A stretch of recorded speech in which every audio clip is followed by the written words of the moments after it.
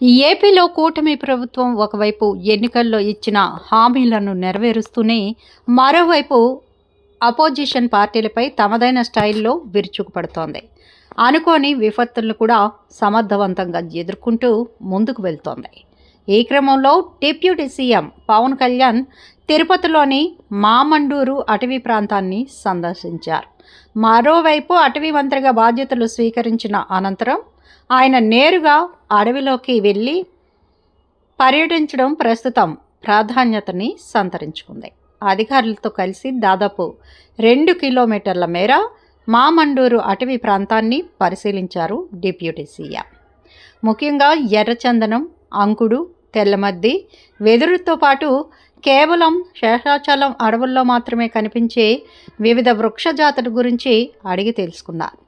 అటవీ మంత్రిగా బాధ్యతలు స్వీకరించిన అనంతరం ఆయన నేరుగా అడవిలోకి వెళ్ళడం ఇదే మొదటిసారి.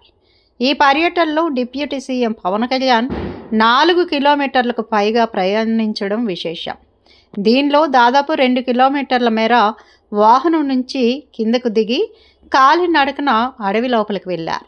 దారి పొడవునా ఉన్న చెట్లను, పచ్చని ప్రదేశాలను ఆసక్తిగా తిలకించారు. ఎర్రచందనం, అంకుడు, తెల్లమద్ది, వెదురుతో పాటు అడవుల్లో దొరికే వాటి గురించి, వృక్ష జాతుల గురించి అడిగి తెలుసుకున్నారు.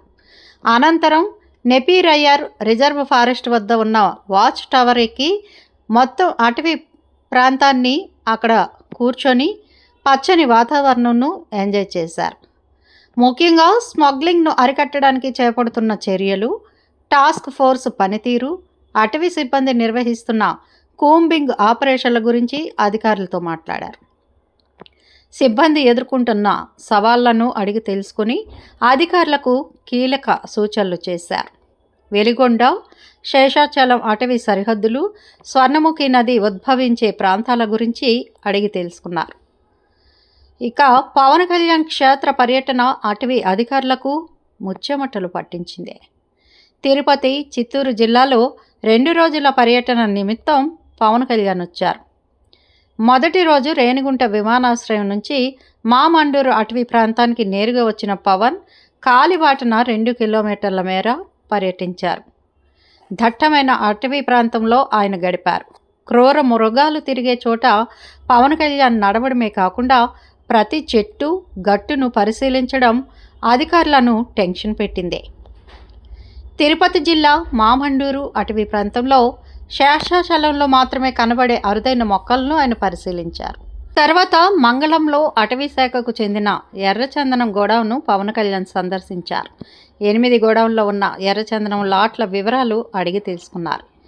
A, B, C నాన్ గ్రేడుల వారీగా దొంగల వివరాలు అడిగి తెలుసుకున్నారు. ప్రతి గోడౌన్లో రికార్డులను పరిశీలించారు. ప్రతి ఎర్రచందనం దొంగకి ప్రత్యేక బార్ కోడింగ్, లైవ్ ట్రాకింగ్ వ్యవస్థలు ఏర్పాటు చేయాలని, పట్టుబట్టిన దగ్గర నుంచి అమ్ముడుపోయే వరకు ఒక్క దొంగ కూడా మిస్ అవ్వకూడదని అటవీ శాఖ అధికారులను ఆదేశించారు. ఇక పవన్ కళ్యాణ్ పర్యటన ఆద్యంతం ఆసక్తికరంగా సాగింది. పవన్ కళ్యాణ్ వస్త్రధారణ అందరినీ ఆకట్టుకుంది. బ్లాక్ టీషర్ట్, ఆర్మీ యూనిఫామ్గా వాడే కాకి ప్యాంటును ధరించారు. నల్లటి గూగుల్స్తో కనిపించిన పవన్ గబ్బర్ సింగ్లా ఆకట్టుకున్నారని నెటిజన్లు కామెంట్స్ చేస్తున్నారు. ఇక పవన్ కళ్యాణ్ ఫోటోలు సోషల్ మీడియాలో తెగ వైరల్ అవుతున్నాయి. మా వీడియోస్ కనుక మీకు నచ్చినట్లయితే లైక్ చేయండి, షేర్ చేయండి, ప్లీజ్ సబ్స్క్రైబ్ చేయండి.